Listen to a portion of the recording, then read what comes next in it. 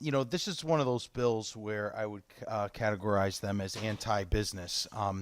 And the reason for my logic behind that categorization is that this bill directly affects small business owners in my district, particularly those that operate businesses that are affected by the weather.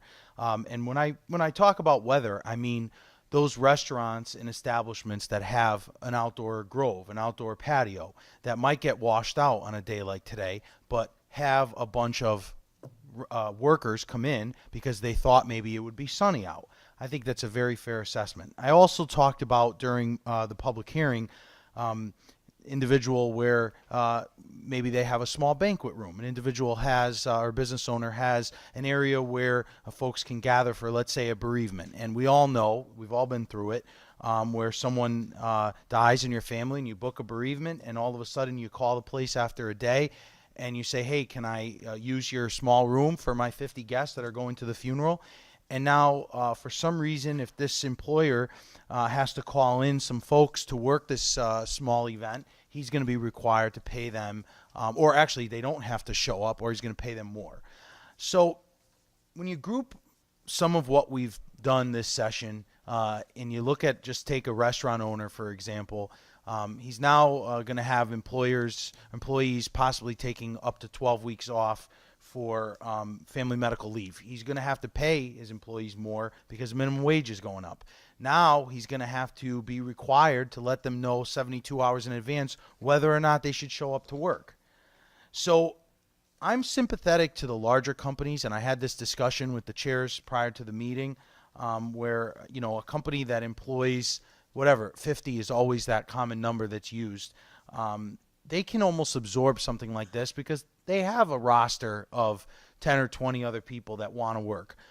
But when someone has, and as I look at the bill, I see it collectively, 2 or 3 restaurants in a town, and all of a sudden they go over the threshold of 25 employees. Now all of a sudden they're getting penalized.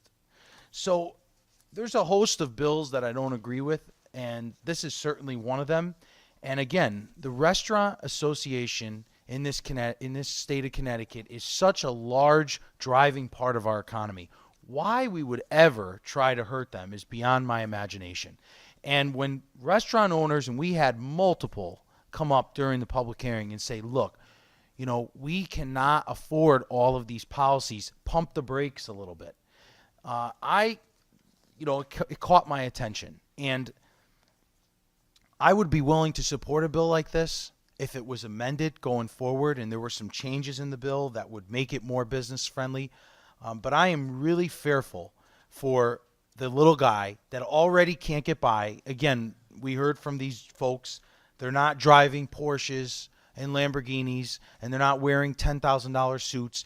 They're oftentimes the chef in the kitchen that own their own establishment that come out in times when their guy doesn't show up and they have to, do double duty, maybe bus tables and wash dishes, or sometimes they're playing host and they're expediting food. That's what I'm worried about. My second part of it is the larger amusement theme parks that we have, the resorts in our state that have employees that come in, let's say, for seasonal purposes.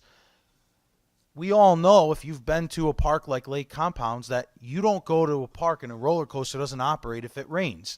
And we all know, living in New England, that when a rainstorm hits, not a snowstorm, but a rainstorm hits in the middle of the summer, you can't operate a ride that's made of metal if you have thunder showers and lightning outside. So if you send these folks home, what then happens? Are you required to pay them time and a half? Are you required then to let them know 72 hours before? Because we all know that the weathermen don't get the weather right 72 hours before. I don't know how a business owner is going to have some magic wand that's going to say, okay, all of a sudden it's not going to rain on Friday, so everybody should come in. But then we get this thunder shower and there's an issue. So there, in my opinion, lies a lot of issue with this bill. And it should be noted that whether or not it gets out of committee today, which I'm sure it will, that there needs to be some changes, or else this is going to, again, directly affect people that it's intended to help, because you will see employers cut back on hiring because they're fearful that they're going to end up having to pay more just to do business in the state of Connecticut. So I am opposed to this bill, and I hope that there will be some changes going forward. Thank you.